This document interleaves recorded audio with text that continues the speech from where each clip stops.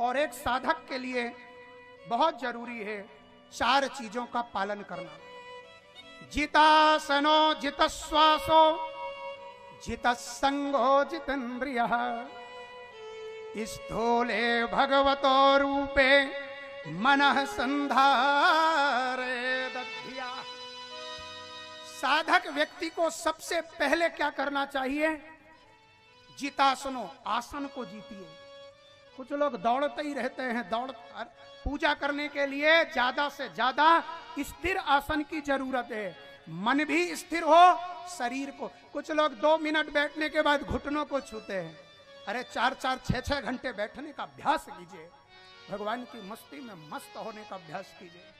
जितासनो, साधक के लिए पहली शर्त है आसन को जीतो, ज्यादा समय तक स्थिर बैठने की आदत डालिए, तब तो ज्यादा। अच्छा, कुछ लोग 3-4 घंटे की कथा में 4-6 बार उठ करके परिक्रमा करके आ जाते हैं पंडाल की। आसन को जीता नहीं। इच्छा तो बहुत है कथा की, पर आसन नहीं जीता। इसलिए पहली शर्त है कथा में आना है तो आसन जीतिए। पहली शर्त है पूजा में बैठना है तो आसन को जीतिए, जिता आसनो। दूसरा जिता श्वासो, श्वास को जीतिए। ये जो श्वास चल रही है ना, इसी की गणना ब्रह्मा करते हैं। प्राणायाम के द्वारा जितनी देर तक आप श्वास को रोक लोगे उतनी आयु बढ़ जाएगी। ब्रह्मा ने वर्ष नहीं दिया है आपको कि कितने वर्ष जियोगे। ब्रह्मा ने श्वास दिए, अपने जीवन में कितने श्वास आप ले पाओगे। अब जो अस्थमा के रोगी होते हैं ना, वो जल्दी जल्दी श्वास लेते हैं, इसलिए उनकी मौत भी जल्दी हो जाती है। और जो स्वस्थ व्यक्ति होता है उसकी श्वास की गति सामान्य होती है। जब सामान्य गति से श्वास लोगे तो आयु बढ़ेगी, स्थिर होगी। और कहीं रोक लिया प्राणायाम से 1 मिनट 2 मिनट, तो वो 2 मिनट बढ़ गए। अब आप सोचो, रोज प्राणायाम करोगे 2-2, 5-5 मिनट, आपकी आयु 100 साल है, 100 साल होते होते 2-4 साल तो बढ़ ही जाएंगे। इसीलिए कलयुग में 100 साल की आयु है, पर आज भी 105 साल के कई लोग मिल जाते हैं, क्योंकि उन्होंने श्वास को जीता है। उतनी श्वासें नहीं ली जितनी लेनी थी। इसलिए ब्रह्मा ने कहा अभी पूरी लो तब बुलाऊंगा। जितासनो जितश्वासो जितसंगो, संग जीतिए। संसर्गजा दोष गुणा भवंती, साधक को गलत संगत में नहीं रहना चाहिए। हाँ, एक बार हमारे भक्त थे, हमने सुना कि गांजा पीते हैं। पूछा क्यों पीते हो? बोले भगवान शंकर का प्रसाद चढ़ाते हैं, पी जाते हैं। मैंने कहा भगवान शंकर ने विष पान किया था, कभी चढ़ाकर पी कर देखा ना? प्रसाद ही पाना है तो वैसे कहीं नहीं आता भगवान शंकर ने गांजा वांजा पिया। हाँ, कहीं नहीं पिया। मैंने कहा छोड़ दो। बोले महाराज ठीक है छोड़ दूंगा, पर कहीं संगत में धोखा पी लिया तो। मैंने कहा वो संगत कैसी जो गांजा पिलाए हैं? और संगत नहीं, उन्होंने एक शब्द कहा था, बोले सत्संग में जब कभी बैठूंगा और सब पिएंगे और कहेंगे पी लो तो महाराज छूट दे दो। मैंने कहा वो सत्संग नहीं, कुसंग है, और ऐसी जगह पर साधकों को नहीं जाना चाहिए। क्यों? क्योंकि काजल की कोठरी में कैसा हुई सयान हो जाए, एक लीक काजल की लागी है पे लागी है। कुसंगों के संग करोगे, गलत लोगों का संग करोगे, कुसंग करोगे तो कहीं न कहीं वो कालिख लग ही जाएगी। इसलिए बचकर रहिए। जितासनो जितश्वासो जितसंगो जितेन्द्रिया।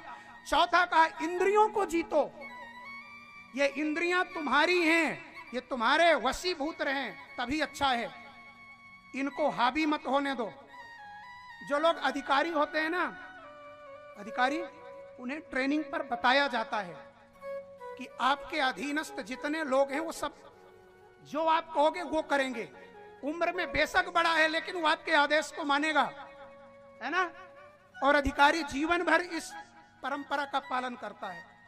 अंदर से अगर सौम्य स्वभाव का है तो उसे कभी कभी कष्ट भी होता है। मैं अपने पिता तुल्य किसी व्यक्ति को आदेश कर रहा हूं, लेकिन अब व्यवस्था है, व्यवस्था बिगड़ जाएगी।